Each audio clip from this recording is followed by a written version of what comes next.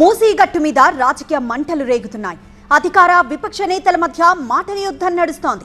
మూసీ సుందరీకరణ పేరుతో ప్రభుత్వం వ్యవహరిస్తున్న తీరును బీఆర్ఎస్ తప్పుపడుతోంది. బాధితులతో సర్కార్ వ్యవహరిస్తున్న తీరుపై మండిపడుతోంది. అయితే పేదలకు అన్ని విధాలుగా అండగా ఉంటామంటోంది అధికార పక్షం. రాజ్యం అంటే పేదలు ఇంటి కూర్చొని రాజ్యమా, పేదల పట్టాలు ఇవ్వబడి రాజ్యమా?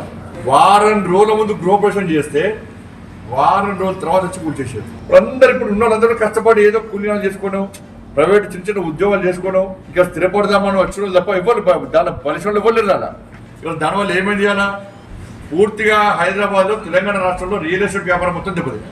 వేరే కంపెనీస్ ఇవి కూడా వచ్చే పరిస్థితి లేదు. ఇక ప్రధానంగా హరీష్ రావు గారు కానీ, లేకుంటే కేటీఆర్ గారు కానీ, లేకుంటే సబితా ఇందిరారెడ్డి గారు కానీ వీళ్ళు శవాల మీద పేలాలు ఏరుకునేటువంటి కార్యక్రమం చేస్తారు.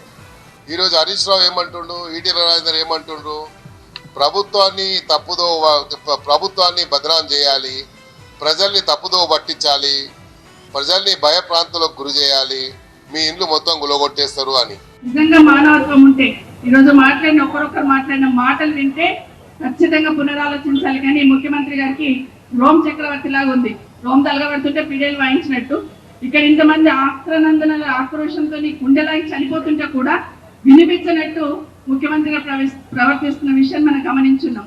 నా రిక్వెస్ట్ వల్ల మీకు అందరికి ఒకటి, ప్రతి కాలనీ నుండి ఇప్పుడు మీరు మాట్లాడినారు కదా, గట్టిగా నిలబడండి, గట్టిగా ఉండండి, ఐకమత్యంగా ఉండండి, పోరాటం చేద్దాం, మీ ఇళ్ళకి దక్కదలకుండా చూసుకుంటాం. మళ్ళీ చెప్తా ఉన్నాం, మూసీ పేరు మీద ఫేజ్ 1 కింద ఎవరైతే మూసీ బెడ్ ఉందో అంటే కాలువ కుడిగట్టు ఎడమగట్టు మీద ఆక్రమణకు గురి అయి ఉన్న నివాస స్థలాలలో ఉంటున్న వాళ్ళందరికీ ప్రత్యామ్నాయంగా డబుల్ బెడ్ ఇవ్వడంతో పాటుగా వాళ్ళందరికీ కన్వీన్స్ చేసి అవసరాలను తీర్చి ఆ ఇండ్లు ఖాళీ చేసే విధంగా ప్రభుత్వం వాళ్ళ దగ్గరికి పోయి ఈ ఇండ్లు అట్లా వస్తాయని మార్కింగ్ చేస్తున్నాం. ఎక్కడో ఒక ఇల్లు కూలగొట్టింది కానీ బలవంతంగా బయటికి గెంటేసింది కానీ లేదు.